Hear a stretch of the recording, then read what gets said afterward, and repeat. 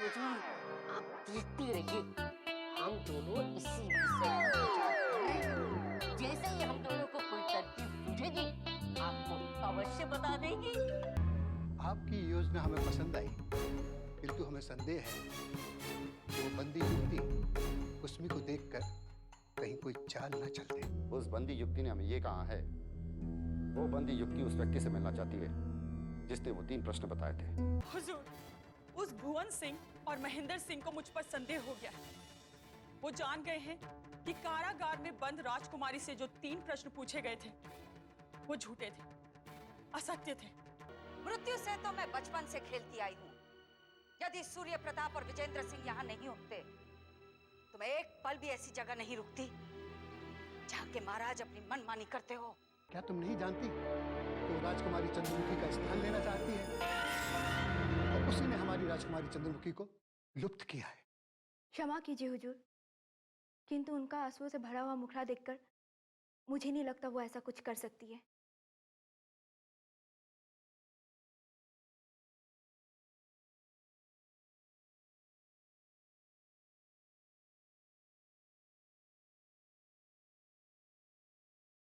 प्रणाम। आपके लिए फल लाई थी। रख दो।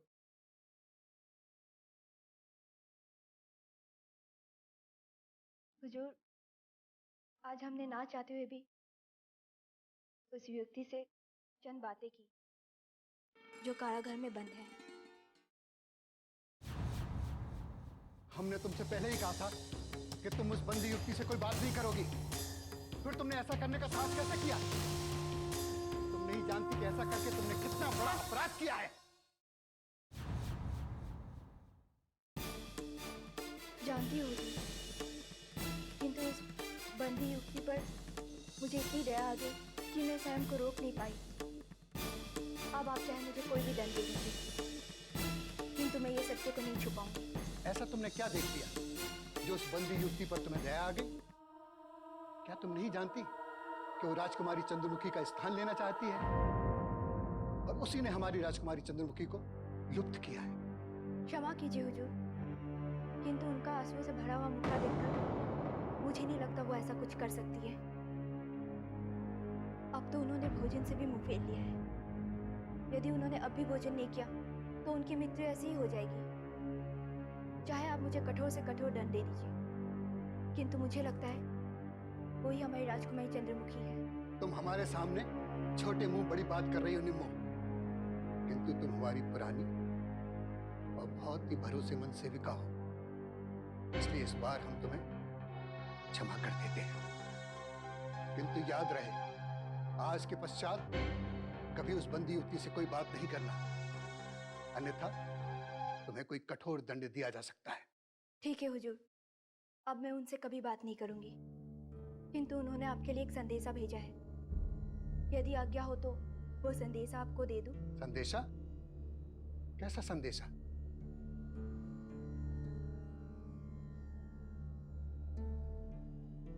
हुजूर, उन्होंने आपके लिए पत्र भेजा है और कहा है यदि ये पत्र मैं अब तक पहुंचा दूं तो उनके मन को बहुत शांति मिलेगी।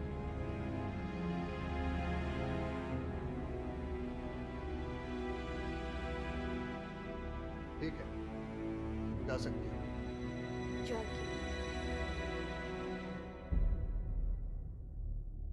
आदरणीय भुवन काका, प्रणाम। हमें पिताश्री ने मृत्युदंड देकर जो भूल की है उससे हम क्षमा करते हैं, क्योंकि पिताश्री नहीं जानते हम उनकी सुपुत्री है। हमें हमारे मृत्यु का इतना दुख नहीं होगा जितना इस बात का दुख होगा। अब हमारे पश्चात हमारे पिताश्री का देखभाल कौन करेगा? वो सदैव अस्वस्थ रहते हैं। हमारी मृत्यु के पश्चात आप उनका ध्यान रखना और आप अपना भी ध्यान रखना, क्योंकि एक आप ही है जो पिताश्री के सबसे निकट है।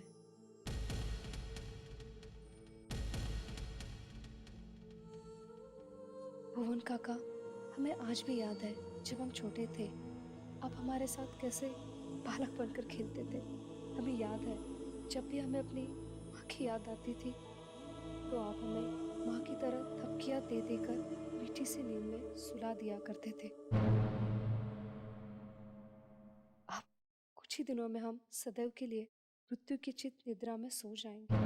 किंतु जब आपको सत्य का पता चलेगा तब आप भी अपने नेत्रों को भिगोने से नहीं बचा पाएंगे। किंतु आपको ये हमारी अंतिम संदेश है, आप और पिताश्री सदैव प्रसन्न रहे। बस इतनी ही कामना करती हूँ, आपकी धर्मपुत्री राजकुमारी चंद्रमुखी। हे भगवान, पत्र की लिखावट और भावनाएं देखकर हमें यही प्रतीत होता है कि लिखावट हमारी धर्मपुत्री राजकुमारी चंद्रमुखी की है। हमें महाराज से तत्काल भेंट करनी होगी।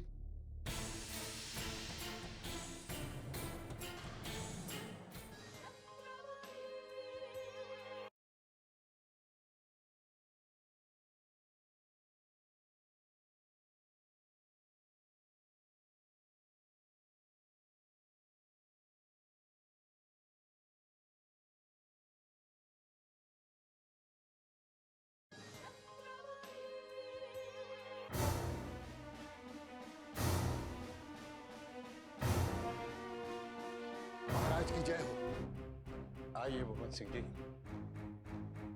उस बंदी युवती की जांच परख पूर्ण हो गई।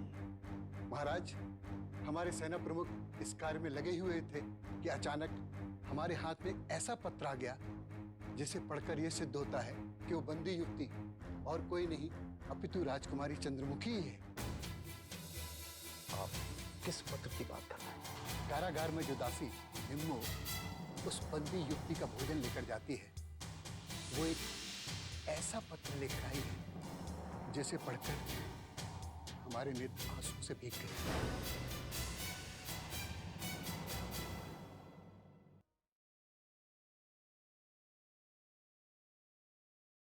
अभी तक तो हमने उस बंदी युवती की व्यथा सुनी थी, किंतु इस पत्र को पढ़ने के पश्चात हम अपने आंसुओं को नहीं रोक पाए। उस युवती ने इस पत्र में ऐसा क्या लिख दिया जो आप इतने भावुक हो गए?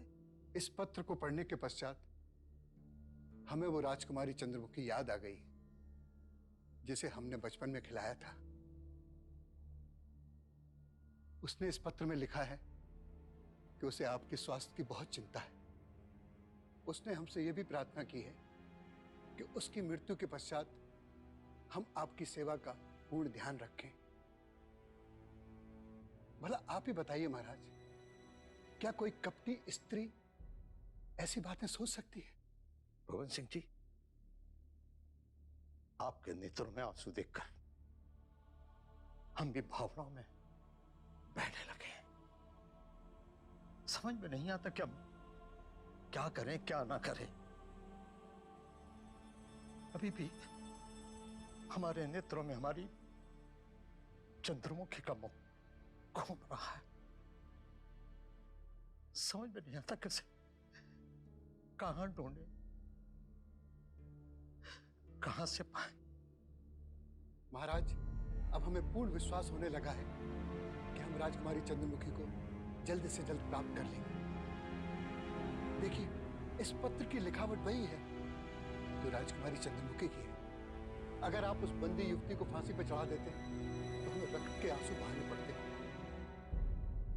आप चाहें तो उस युवती से कारागार में जाकर मिल सकते हैं।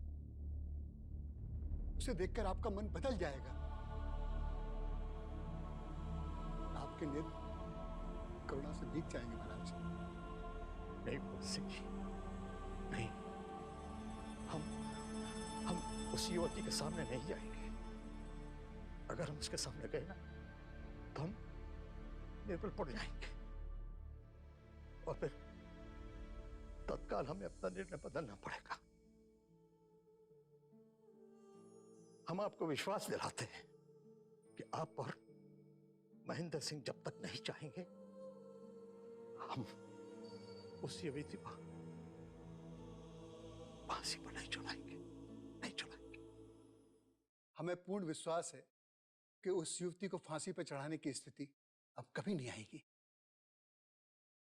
इस पत्र में जो लिखा है उसे पढ़ने के पश्चात हमने सोच लिया है कि हम तत्काल कुसमी को बुलाकर कारागार में ले जाएंगे और उस युवती के सामने सत्य को उगलवा लेंगे।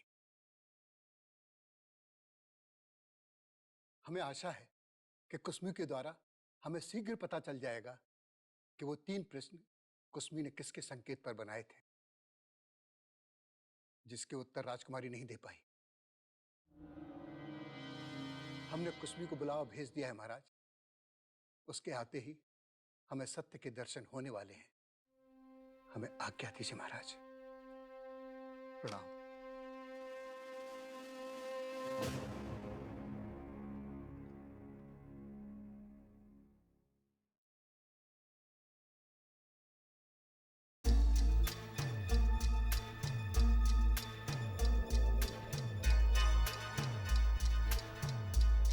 सुनिए, हाँ भैया। क्या तुमने कुसुमी को कहीं देखा है? हाँ, अभी अभी मैंने कुसुमी को उस तरफ जाते हुए देखा है। धन्यवाद।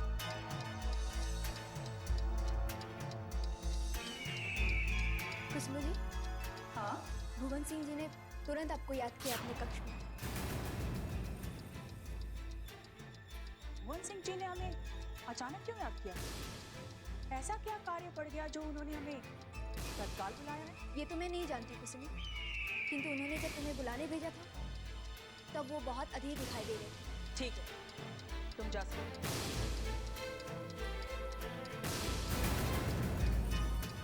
अधीर से दिखाई दे रहे? क्या बात है सब? देखती हूँ।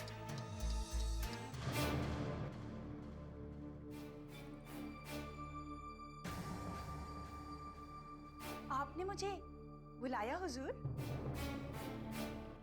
कुसमी, अब तुम्हारी परीक्षा लेने का समय आ गया है। अब तुम्हें एक और अवसर मिल गया है। अगर तुमसे कोई भूल हुई हो तो बता दो, हम तुम्हें क्षमा कर देंगे। हुजूर, आप किस भूल के विषय में कह रहे हैं? मैंने तो रूपनगर की सेवा में अपना सारा जीवन व्यतीत कर दिया है और यहाँ के सभी नियमों से मैं भली भांति परिचित हूँ। फिर मुझसे कोई भूल कैसे हो सकती है हुजूर? देखो कुसमी, कभी कभी मनुष्य ना चाहते हुए भी कुछ ऐसा कार्य कर जाता है जो उसके लिए घातक हो जाता है। तुम एक बार फिर सोच लो, तुमने जो प्रश्न बताए थे क्या वो सत्य थे? क्या वो सब राजकुमारी के साथ हुआ है जो तुमने हमें बताया था? हुजूर, आप ये प्रश्न बार बार पूछकर हमारी स्वामी भक्ति पर संदेह कर रहे हैं। महेंद्र सिंह जी के सामने भी आप हमसे यही प्रश्न पूछ रहे थे। हुजूर, अब हम आपको कैसे यकीन दिलाएं कि हमने आज तक ऐसा कोई कार्य नहीं किया है जिससे हमें पछताना पड़े? तुम्हारा ये विश्वास देखकर हमें सोचने पर विवश होना पड़ रहा है कि तुम्हारी बातों में कहीं कोई सत्य अवश्य छुपा है। किंतु कारागार में बंद वो युवती बार बार यही कह रही है कि वो इन प्रश्नों के बारे में कुछ नहीं जानती। हुजूर, वो युवती हमारे बताए हुए प्रश्नों का उत्तर कैसे दे सकती है? यदि वो वास्तव में राजकुमारी चंद्रमुखी होती तो तत्काल ही हमारे प्रश्नों का उत्तर दे देती और सारी कथा वहीं समाप्त हो जाती। हुजूर, मैं पूरे विश्वास के साथ कह सकती हूँ कि कारागार में बंद वो युवती हमारी राजकुमारी चंद्रमुखी नहीं है। वो तो कोई ऐसी पाखंडी युवती है जो अपने बनाए हुए जाल में फंस तो गई, किंतु अब उससे बाहर निकलने का उपाय खोज रही है। अब हमारे पास केवल एक ही मार्ग बचा है कि कारागार में जाकर हम तुम्हें उस बंद युवती से मिला दें।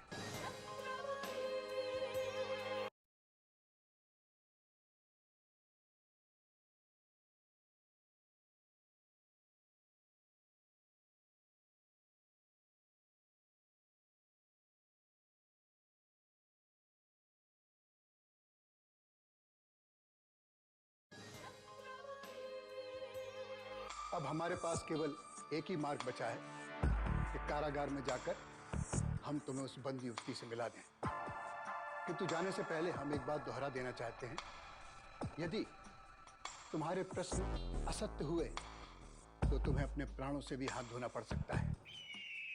तुम्हारे प्राण संकट में ना पड़े, इसलिए हम तुम्हें अंतिम अवसर देकर सत्य जानने का प्रयास करेंगे। मैंने जो कहा है वही सत्य है हुजूर। आप मुझे कभी भी उस युवती के पास ले चले, फिर आप स्वयं ही देख लीजिए कैसे वो युवती अपना अपराध स्वीकार करती है। बार बार की पूछताछ से तंग आकर हम इस निर्णय पर पहुंचे हैं कि अब कारागार में जाकर हमें तुम दोनों का आमना सामना करा देना चाहिए। क्या इस समय तुम हमारे साथ चलने के लिए तैयार हो? मैं तैयार हूँ हुजूर। इस बार बार की पूछताछ से मैं भी बहुत परेशान हो गई हूँ। एक बार उस पाखंडी युवती से आमना सामना हो जाएगा तो दूध का दूध और पानी का पानी हो जाएगा। चलो कुसमी, अब निर्णय का समय आ गया है।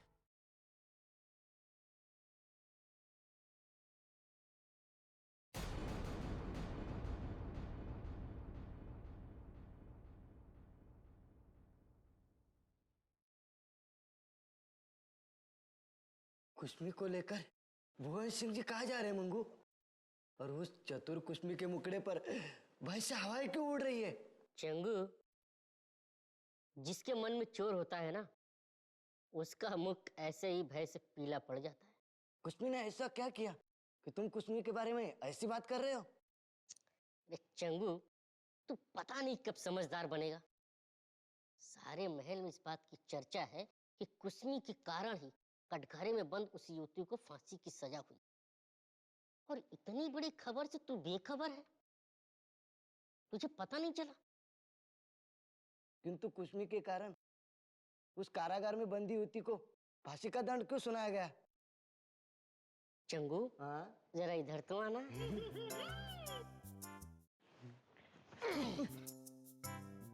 अरे मूर्ख, अब समझ में आया?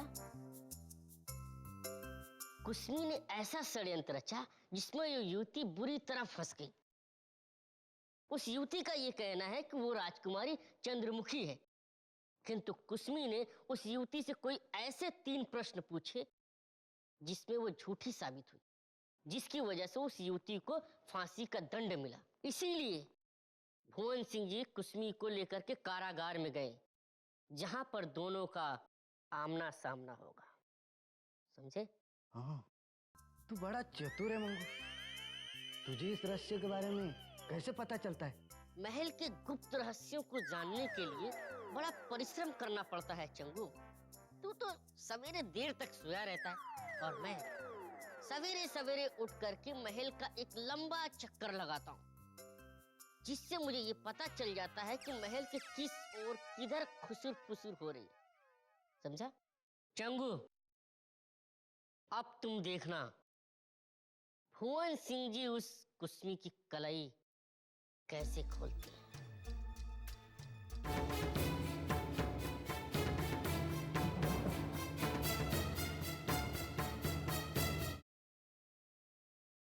लगता है कुसुमी की परीक्षा की घड़ी आ गई। वो भुवन सिंह से कारागार की ओर ले जा रहा है। यदि कुसुमी ने सत्य उगल दिया महामहिम, तो हम दोनों भी मारे जाएंगे। तुम फिर कायरों की तरह बात कर रहे हो नागराज। कुसुमी इतनी मूर्ख नहीं है कि सत्य बताकर वो अपने ही पैरों पर कुल्हाड़ी मारेगी। तुम ये भूल रहे हो कि यदि कुसुमी ने सत्य बताया तो उसे मृत्यु का दंड भुगतना पड़ेगा। ये तो मैं भूल ही गया था। कुसुमी हमारे प्राणों की चिंता करे या ना करे, परंतु उसे अपने प्राणों की चिंता तो करनी ही पड़ेगी। किंतु महामहिम, वो बुढ़ा भुवन सिंह भी कम घाघ नहीं है। वो कुसुमी के मुख से सत्य उगलवाने का भरपूर प्रयास करेगा, क्योंकि उसे पूरा संदेह हो गया महामहिम कि कारागार में बंद वो युवती राजकुमारी चंद्रमुखी ही है। ये बूढ़ा भुवन सिंह जितना घाघ है ना, उससे भी बड़ी शाते ये कुसुमी है नागराज।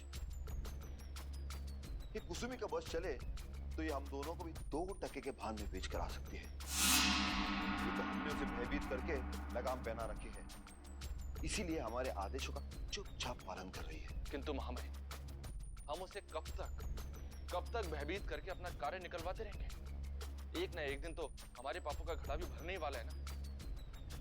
और जिस दिन हमारे पापों का घड़ा भर गया महामहिम, उस दिन हमारा क्या होगा? कुछ नहीं होगा नागराज, कुछ नहीं होगा। ये कलयुग है। इस कलयुग में जो पुण्य करता है ना, वो भूखा मरता है, और जो पाप करता है वो महाराजा की तरह राज करता है। याद रखो नागराज, जब हमारे समस्त षड्यंत्र पूरे हो जाएंगे, तब इस रूपनगर के नए महाराज का तिलक हमारे मस्तक पर लगेगा। और मेरे मस्तक पर आपका प्रधानमंत्री होने का राज तिलक लगेगा महामहिम, राज तिलक। बस उसी की आस में तो मैं हर दिन पाप पर पाप करता चला जा रहा हूं। नागराज, क्षमा कीजिए महामहिम, क्षमा कीजिए, किंतु महामहिम वो दिन कब आएगा ये मुझे पता नहीं चल पा रहा है। बस कारागार में बंद राजकुमारी के भाग्य का निर्णय हो जाए, उसके बाद इस रूपनगर में हमारा ही राज होगा। देखते हैं कुसुमी अब राजकुमारी चंद्रमुखी के साथ क्या नई चाल चलती है।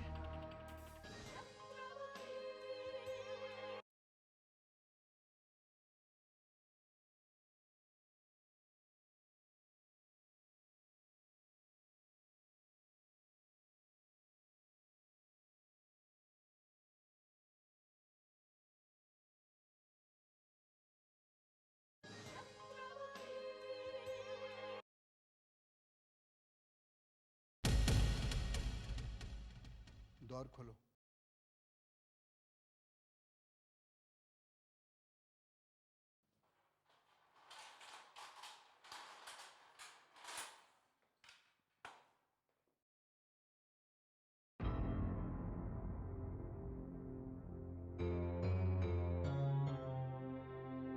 युवती,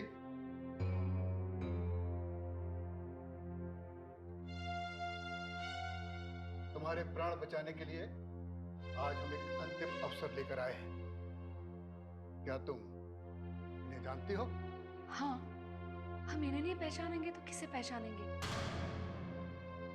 ये तो हमारी माँ के समान है। इन्होंने बचपन से हमारी रक्षा की है। इन्होंने तो हमें पाल पोस कर बड़ा किया है। आपको देख के दुख की इस घड़ी में भी हमें प्रसन्नता हो रही है। बोलो कुसुमी, क्या ये सच कह रही है? क्या तुम इसे जानती हो? नहीं हुजूर, मैं इसे बिल्कुल नहीं जानती। फिर ये अपरिचित युवती अपने आप को राजकुमारी चंद्रमुखी बताने का प्रयास क्यों कर रही है? हम राजकुमारी चंद्रमुखी है, केवल हमारा रूप बदला है। इस कारण आप हमें नहीं पहचान पा रही है। नहीं, तुम असत्य कह रहे हो। जिस राजकुमारी चंद्रमुखी की सेवा में हमने अपना सारा जीवन बिताया है, उन्हें पहचानने में हम चूक नहीं कर सकते। जिस राजकुमारी चंद्रमुखी को हमने पाल पोस कर बड़ा किया है, उन्हें तो हम अंधेरे में भी पहचान लेंगे। तुम तो कोई बहुत बड़ी पाखंडी। अरे, हमारी राजकुमारी चंद्रमुखी तो फूलों जैसी कोमल और चंद्रमा जैसी सुंदर थी। तुम तो उनके पैरों की धूल भी नहीं, उनकी दासी कहलाने योग्य भी नहीं। इसमें आपका कोई दोष नहीं है कुसुमी। दोष तो केवल हमारे भाग्य का है। जब हमारे पिताश्री और भुवन काका ही हमें नहीं पहचान रहे, तो आप हमें कैसे पहचानोगे? अब हमें इस संसार से विदा होना ही पड़ेगा। जब हमारे अपनों ने ही हमारा साथ छोड़ दिया, हम जी के क्या करेंगे? भुवन काका, आप पिताश्री से कहकर शीघ्र से शीघ्र हमें फांसी पर चढ़वा दीजिए। जो तुम्हें 3 प्रश्न पूछे गए थे, तुम उसका उत्तर क्यों नहीं दे पाई? वो तीनों प्रश्न हमें कुसुमी ने बताए थे। अगर तुम कुसुमी को बचपन से जानती हो, तो तुम उन प्रश्नों का उत्तर क्यों नहीं दे पाई? हमें विश्वास नहीं हो रहा है। हमसे जो असत्य प्रश्न पूछे गए थे, वो आपको कुसुमी ने ही बताए थे। जो हमसे प्रेम करने का इतना दिखावा करती है। बताओ कुसुमी, तुमने ऐसा क्यों किया? हमने आपको कभी दासी नहीं समझा, हमेशा आपका सम्मान किया। और आपने कौन से जन्म का हमसे बदला लिया है ये? बोलो कुसुमी, बोलो। हमारे नेत्रों में देख के कहो कि आपने जो भी कहा है सत्य कहा है या झूठ। तुम्हारे चेहरे से साफ दिखाई दे रहा है कि तुम उन लोगों से मिली हो जो हमारे विरुद्ध षड्यंत्र रच रहे हैं। मैंने कोई षड्यंत्र नहीं किया। मैंने जो भी प्रश्न बताए वो सब सत्य थे। अब सत्य और असत्य का निर्णय यहाँ नहीं, भगवान के घर होगा। भुवन काका, अब हमें किसी से कुछ नहीं कहना है। आप शीघ्र से शीघ्र हमारे जीवन का अंत कर दीजिए। जिस रूपनगर की धरती पर हमने जन्म लेकर पहली सांस ली थी, उसी रूपनगर की धरती पर हम शीघ्र से शीघ्र अंतिम सांस लेना चाहते हैं। नहीं जीना चाहते हम। आप सब लोग चले जाइए।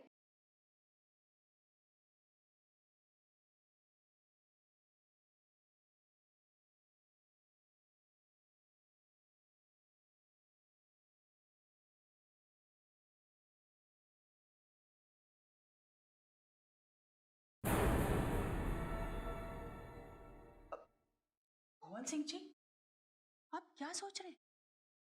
आप इस पाखंडी युवती की इच्छा को शीघ्र अतिशीघ्र पूर्ण क्यों नहीं कर देते? यदि मेरा बस चलता ना, तो मैं इस पाखंडी युवती का गला घोटकर अतिशीघ्र इसे नरक पहुंचा देती। अभी सत्य और असत्य का निर्णय नहीं हुआ है, किंतु हमें समझ में आ गया है कि षड्यंत्रकारी कौन है और कौन नहीं।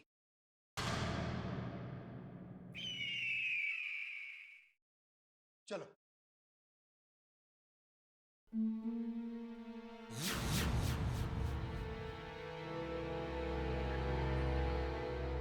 हुजूर, वो बंदी युवती ही षड्यंत्रकारी है। आप उसे शीघ्र अतिशीघ्र फांसी पर चढ़वा दीजिए। यदि वो जीवित रही तो रूपनगर के लिए संकट का कारण बन सकती है हुजूर। फांसी के फंदे पर वो नहीं, अब तो तुम चढ़ोगे कुसमी, क्योंकि षड्यंत्रकारी तुम हो, वो नहीं। नहीं हुजूर, मैं तो राजकुमारी चंद्रमुखी के बचपन से ही उनके स्वामी भक्त रही हूँ।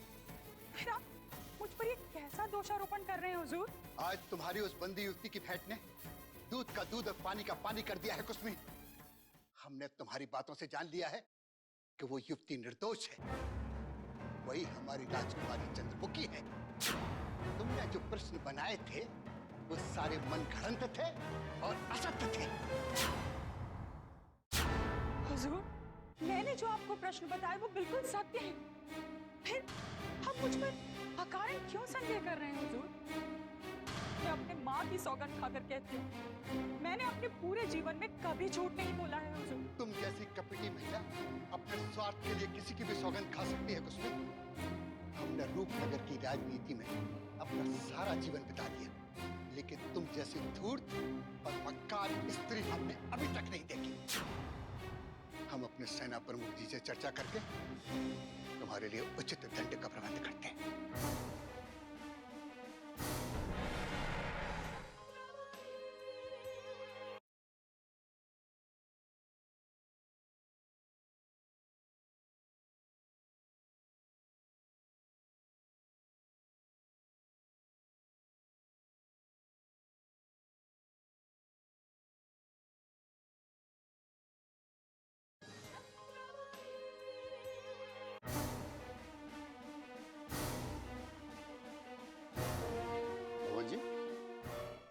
महल में चर्चा है कि आप कुसुमी के साथ कारागार में गए थे। क्या वहां जाने के पश्चात कोई निर्णय पर पहुंचे आप? हम अपना निर्णय बताने आपके पास ही आने वाले थे। वो बंदी युवती और कोई नहीं, अपितु राजकुमारी चंद्रमुखी है। इसका तात्पर्य ये हुआ, जो अनुमान हमने लगाया था वो सही था। आपका अनुमान ठीक ही था सेना प्रमुख जी। हमारी राजकुमारी एक महाषड्यंत्र की भेंट चढ़ गई है और उसे मृत्यु के मुख में भेजने की योजना और किसी ने नहीं, अब तो इसी कुसमी ने बनाई थी।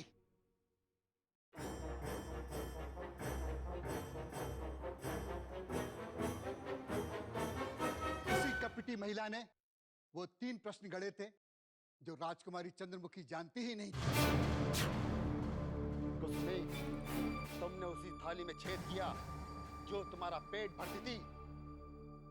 जिस राजकुमारी चंद्रमुखी ने तुम्हें इतना सम्मान दिया, तुम उसी को मृत्यु के दौर पर ले गई। नहीं हुजूर, मैं नहीं जानती थी कि कारागार में वो बंदी युवती हमारी राजकुमारी है। यदि तुमने अपने सफाई में एक शब्द भी बोला तो हम तुम्हारे गर्दन दर से अलग कर देंगे। अक्कार युवती, तुम्हें मरने के बाद नरक में भी स्थान नहीं मिलेगा।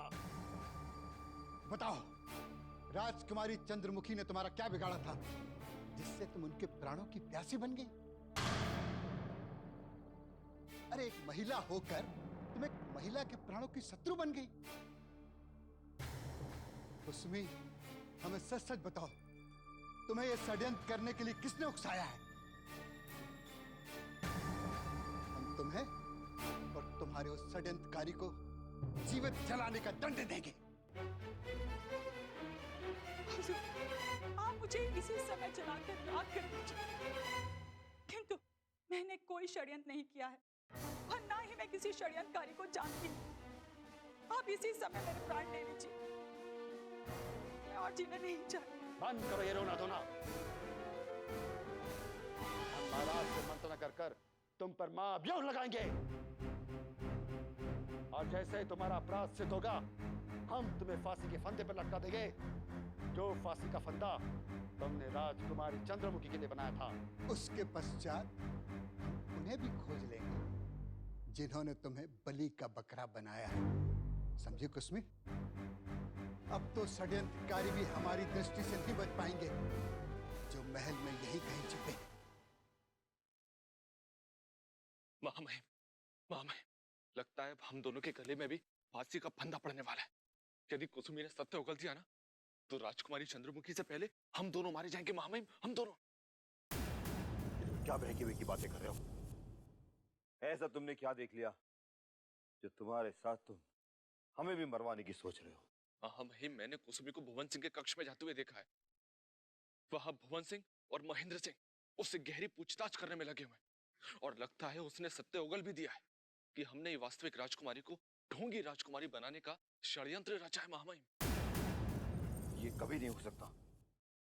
कुसुमी सत्य बोलकर अपने पैरों पर कुल्हाड़ी नहीं मार सकती। तुम चिंता मत करो नागराज, वो एक चतुर महिला है, वो उन दोनों को मूर्ख बनाकर वापस लौटेगी। नहीं महामहिम, कुसुमी की चतुराई अधिक देर तक नहीं चलने वाली है। वो जितनी चतुर है उतनी भयभीत भी है। वो महेंद्र सिंह और भुवन सिंह के सामने अधिक देर तक नहीं टिक पाएगी। महामहिम, मुझे तो अब साक्षात सामने यमराज खड़े दिखाई देने लगे। कुछ कीजिए महामहिम, कुछ कीजिए, नहीं तो रूपनगर का महाराज बनने से पहले आपको नर्क भेज दिया जाएगा और मुझे आपका प्रधानमंत्री बनने से पहले मृत्यु दंड दे दिया जाएगा। नागराज, तुम कायरों की बातें मत करो।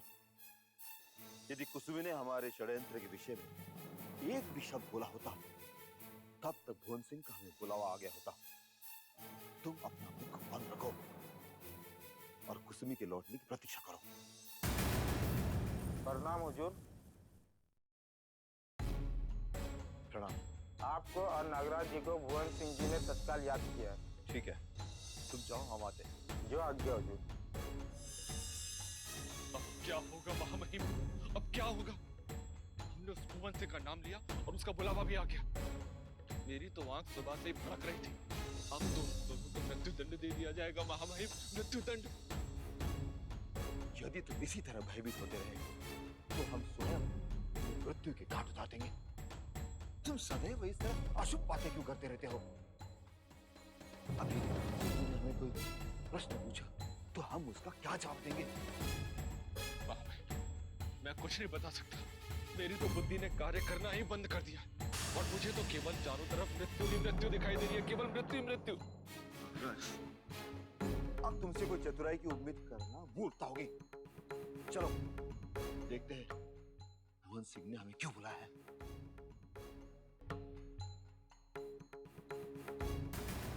अभी भी समय है कुसुमी, सत्य बता दो, इसी में तुम्हारी भलाई है। अगर तुम्हारा अपराध सिद्ध हो गया तो तुम किसी भी मूल्य पर अपने प्राणों को नहीं बचा पाओगी। हुजूर, मेरे प्राण बचे या छिन जाए, अब मुझे इसकी परवाह नहीं है। महामहिम राजवीर सिंह और नागराज से आप सत्य पूछ सकते हैं। वही दोनों एक ऐसे अधिकारी हैं जो मेरी स्वामी भक्ति को पहचानते हैं।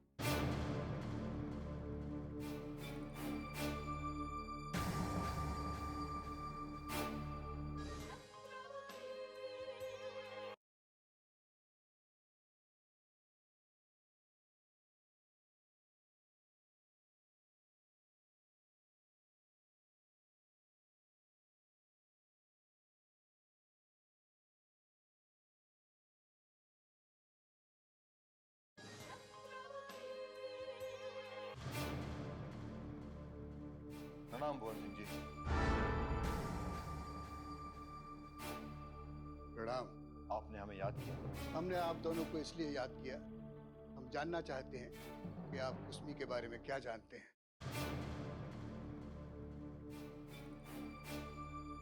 क्या आप कुसमी को भली भांति पहचानते हैं? भुवन सिंह जी, कुसुमी को मैं तो क्या, सारा महल जानता है। सब लोग जानते हैं कि हमारी राजकुमारी चंद्रमुखी को कुसुमी ने एक मां की तरह पाला, एक मां की तरह। आपसे प्रश्न नहीं पूछा गया नागराज जी, राजवीर जी से पूछा गया। जब तक आपको कहा न जाए तब तक आप बीच में मत बोलिए। क्षमा कीजिए सेना प्रमुख जी, मुझसे भूल हो गई, क्षमा कीजिए। महामहिम, अब आप ही इन्हें बताइए कि कुसुमी के बारे में आपके क्या विचार हैं, बताइए। नागराज ने विचार व्यक्त किए, वही विचार हमारे भी है भुवन सिंह जी। कुसुमी को हम वर्षों से जानते हैं और उसकी कोई बात हमसे छिपी नहीं है। क्या कुसमी राजकुमारी चंद्रमुखी से इतना प्यार करती है जितना माँ अपनी संतान से करती है? हाँ भुवन सिंह जी, कुसुमी हमारी राजकुमारी को एक मां से बढ़कर स्नेह करती है। जब हमारी राजकुमारी अस्वस्थ हो जाया करती थी तो कुसुमी रात रात भर जाकर उनकी सेवा करती थी। और भुवन सिंह जी, जैसे ही महल से राजकुमारी चंद्रमुखी के लुप्त होने का समाचार आया था तो मैंने कुसुमी को इतना फूट फूट कर रोते देखा था, इतना फूट फूट कर रोते देखा था कि मेरे स्वयं के नेत्र भर आए थे। ये देखिए भुवन सिंह जी, उस दुखद क्षण को याद करके मेरे नैना अभी भी सावन भादो हो गए हैं। अब फिर बीच में बोलने लगे। हमने आपको समझाया था ना, जब आपसे पूछा जाए तब आप जवाब दीजिए, अन्यथा चुप रहिए। ये बात आप समझते क्यों नहीं है? क्षमा कीजिए सेना प्रमुख जी, क्षमा कीजिए, किंतु मैं क्या करूं? जब से हमारी राजकुमारी चंद्रमुखी लुप्त हुई है तब से दिन रात हर समय उनका सुंदर दयावान मुखड़ा मेरे नेत्रों के आगे घूमता ही रहता है। सेना प्रमुख जी, मुझे क्षमा कर दीजिए। आप उनको शीघ्र ही कहीं से खोज कर ले आइए। यदि आप उनको शीघ्र खोज कर नहीं लाए तो मैं अधिक दिनों तक जीवित नहीं रह पाऊंगा सेना प्रमुख जी, नहीं रह पाऊंगा मैं। आप इतने भावुक क्यों होते जा रहे हैं नागराज?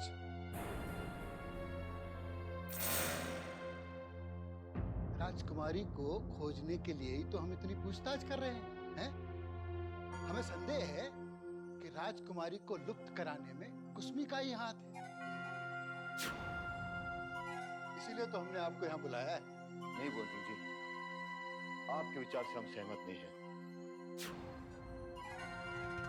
हम सपने भी नहीं सोच सकते कि कुसुमी ऐसा कार्य कर सकती है। आपके मन से आप ये संदेह निकाल दीजिए, इसी में सबकी भलाई है। हम अच्छी तरह जानते हैं कि हमें क्या करना है क्या नहीं। हमें तो संदेह होने लगा है कि आप और नागराज कुसुमी का साथ दे रहे हैं, और हमें यह भी लग रहा है ये सब आप लोगों की मिली भगत है। भुवन सिंह जी, ये हम पर कैसा आरोप लगाया जा रहा है? हम वर्षों से मंत्री पद का कार्यभार संभाल रहे हैं।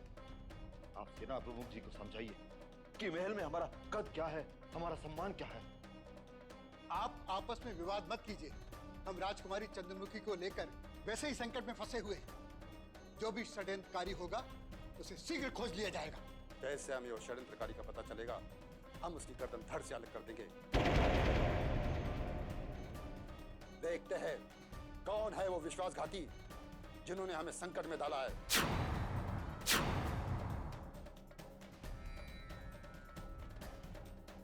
भुवन सिंह जी, हम चलते हैं। हाँ भुवन सिंह जी, प्रणाम। प्रणाम।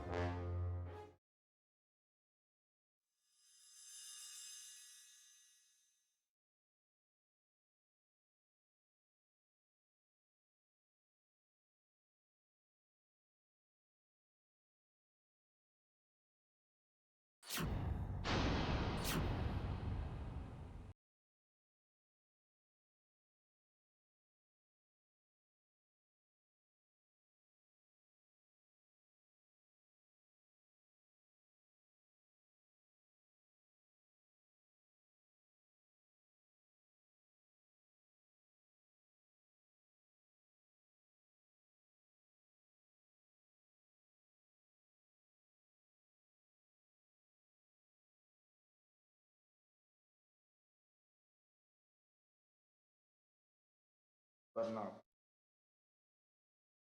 ताला खोलो।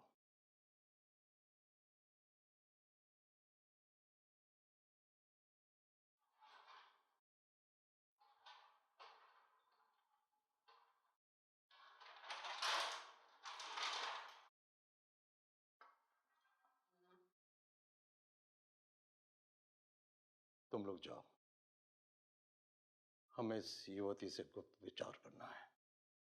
जो आज्ञा हुजूर। रुको, हमारी आज्ञा है कि कोई भी अंदर आने ना पाए। जो आज्ञा हुजूर।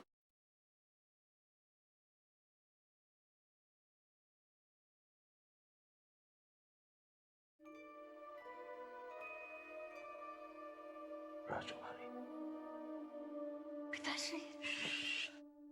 आहिस्ता बोलो, हम सबसे चुप कर यहाँ आए हैं। पिताश्री, आपने हमें राजकुमारी चंद्रमुखी कहा। जब से हमें यहाँ पे बंदी बना के रखा है, तब से हम आपके मुंह से ये शब्द सुनने के लिए तरस रहे थे। अब हमें सत्य का पता चल गया है। हमें पता चल गया है कि हमारी सुपुत्री आप ही है। हमें यह भी पता चल गया है कि हमारे शत्रुओं ने षड्यंत्र करके आपको इस हालत में यहाँ पहुंचाया है। भगवान के घर में देर है, अंधेर नहीं। इस बात का आज हमें पता चल गया है। अन्यथा हम तो ये समझ रहे थे कि हमारा आपसे कभी मिलन नहीं होगा। हमें क्षमा कर दो। हमारे शत्रुओं ने हमारी बुद्धि नष्ट कर दी थी और हम आपको पहचान नहीं पाए। चलो यहाँ से, इससे पहले कोई हमें देख ले।